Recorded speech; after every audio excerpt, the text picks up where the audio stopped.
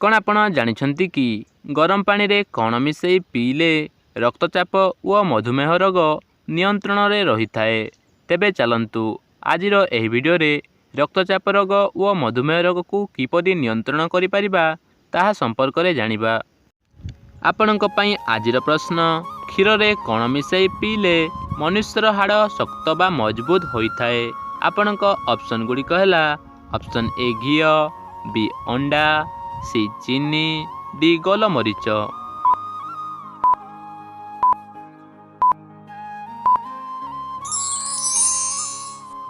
ଆପଣଙ୍କର ସମୟଟି ସମାପ୍ତ ହୋଇସାରିଛି।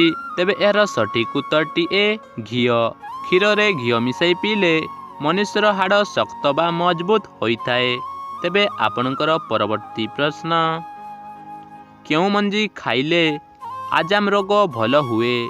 ଆପଣଙ୍କ ଅପସନ୍ ଗୁଡ଼ିକ ହେଲା ଅପସନ୍ ଏ ନିମ୍ବ, ବି ଶାଳ, ସି କଖାରୁ, ଡି ସୋରିଷ।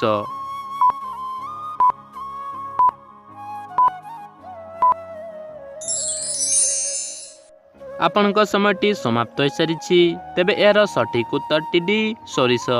ସୋରିଷ ମଞ୍ଜିକୁ ଖାଇଲେ ଆଜାମ ରୋଗ ଭଲ ହୋଇଥାଏ। ତେବେ ପରବର୍ତ୍ତୀ ପ୍ରଶ୍ନଟି ହେଲା, ମ୍ୟାଗି ଖାଇଲେ କେଉଁ ରୋଗ ହୋଇଥାଏ? ଆପଣଙ୍କର ଅପସନ୍ ଗୁଡ଼ିକ ହେଲା ଅପସନ୍ ଏ ବଦହଜମି, ବି ମଳକଣ୍ଟକ, ସି ରକ୍ତହୀନତା, ଡି କ୍ୟାନ୍ସର।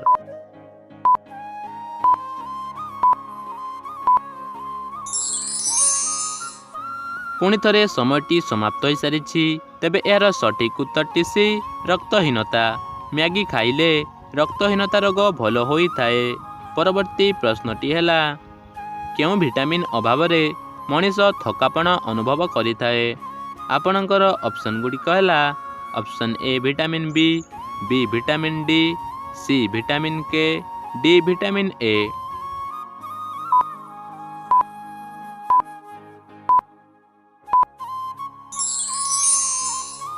ସମୟଟି ସମାପ୍ତ ହୋଇସାରିଛି। ତେବେ ଏହାର ସଠିକ୍ ଉତ୍ତରଟି ଏ ଭିଟାମିନ୍ ବି। ଭିଟାମିନ୍ ବି ଅଭାବରେ ମଣିଷ ଥକାପଣ ଅନୁଭବ କରିଥାଏ। ତେବେ ଚାଲନ୍ତୁ ଦେଖିନେବା ପରବର୍ତ୍ତୀ ପ୍ରଶ୍ନ, କ'ଣ ପିଇଲେ ଶରୀରରେ ଥିବା ବର୍ଜ୍ୟବସ୍ତୁ ସବୁ ବାହାରି ଯାଇଥାଏ? ଆପଣଙ୍କର ଅପସନ୍ ଗୁଡ଼ିକ ହେଲା ଅପସନ୍ ଏ କଲରା ରସ, ବି ଦହି ପାଣି, ସି ଗରମ ହଳଦୀ ପାଣି, ସି ଲେମ୍ବୁ ରସ।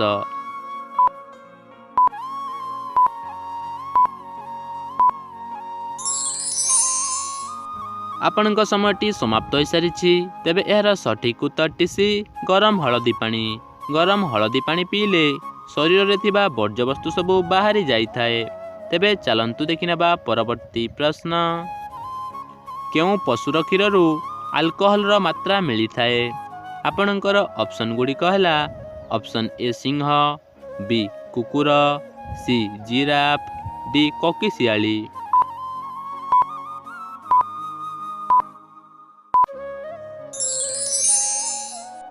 ସମୟଟି ସମାପ୍ତ ହୋଇସାରିଛି। ତେବେ ଏହାର ସଠିକ୍ ଉତ୍ତରଟି ଏ ସିଂହ। ସିଂହ ପଶୁର କ୍ଷୀରରୁ ଆଲକୋହଲର ମାତ୍ରା ମିଳିଥାଏ। ତେବେ ଚାଲନ୍ତୁ ଦେଖିନେବା ପରବର୍ତ୍ତୀ ପ୍ରଶ୍ନ, କେଉଁ ଜୀବ ନିଜ ଆଖି ଓ କାନ ସାହାଯ୍ୟରେ ନିଶ୍ୱାସ ନିଏ? ଆପଣଙ୍କର ଅପସନ୍ ଗୁଡ଼ିକ ହେଲା ଅପସନ୍ ଏ ସାପ, ବି ମୂଷା, ସି ହରିଣ, ଡି ମାଛ।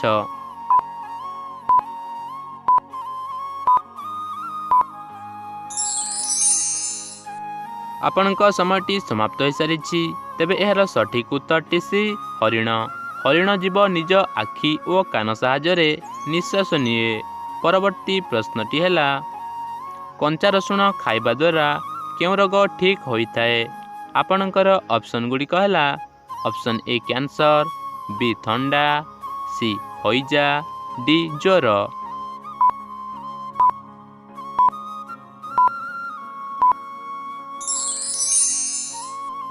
ସମୟଟି ସମାପ୍ତ ହୋଇସାରିଛି। ତେବେ ଏହାର ସଠିକ୍ ଉତ୍ତରଟି ବି ଥଣ୍ଡା। କଞ୍ଚା ରସୁଣ ଖାଇବା ଦ୍ୱାରା ଥଣ୍ଡା ରୋଗ ଠିକ୍ ହୋଇଥାଏ।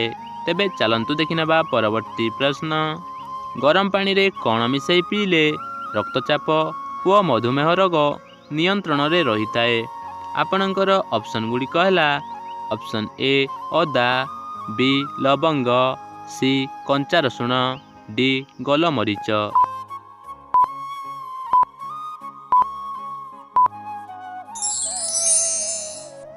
ଆପଣଙ୍କର 5 ସେକେଣ୍ଡର ସମୟ ଅବଧି ସମାପ୍ତ ହୋଇସାରିଛି। ତେବେ ଏହାର ସଠିକ୍ ଉତ୍ତରଟି ସି କଞ୍ଚା ରସୁଣ। ଗରମ ପାଣିରେ କଞ୍ଚା ରସୁଣ ମିଶାଇ ପିଇଲେ ରକ୍ତଚାପ ଓ ମଧୁମେହ ରୋଗ ଠିକ୍ ମାତ୍ରାରେ ନିୟନ୍ତ୍ରଣରେ ରହିଥାଏ। ତେବେ ଆଜିର ଅନ୍ତିମ ପ୍ରଶ୍ନଟି ଆପଣଙ୍କ ପାଇଁ ରହିଲା। ବିଶ୍ୱକର୍ମା ପୂଜା ଓଡ଼ିଆର କେଉଁ ମାସରେ ପଡ଼ିଥାଏ? ଆପଣଙ୍କର ଅପସନ୍ ଗୁଡ଼ିକ ହେଲା ଅପସନ୍ ଏ ଆଷାଢ଼, ବି ଶ୍ରାବଣ, ସି ଭାଦ୍ରବ, ଡି ଆଶ୍ୱିନ।